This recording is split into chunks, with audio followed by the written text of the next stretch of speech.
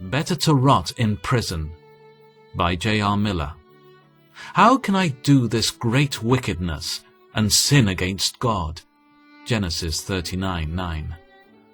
After hearing his wife's story, Potiphar was furious. He took Joseph and threw him into the prison. Genesis 39:19-20. Sometimes it costs very dearly to be true to God.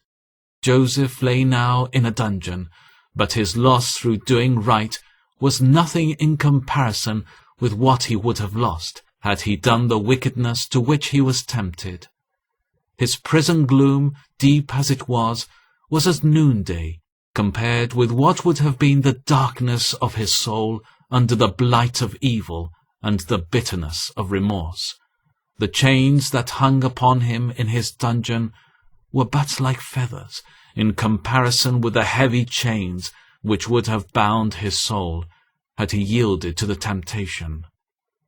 Though in a prison, his feet hurt by the fetters, he was a free man because his conscience was free and his heart was pure.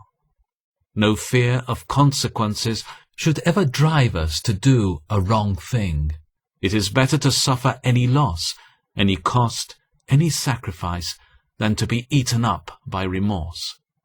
Better be hurled down from a high place for doing right than win worldly honor by doing wrong. Better lose our right hand than lose our purity of soul. Better to rot in prison than to sin against God.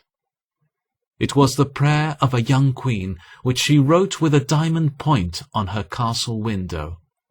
Keep me pure, make others great.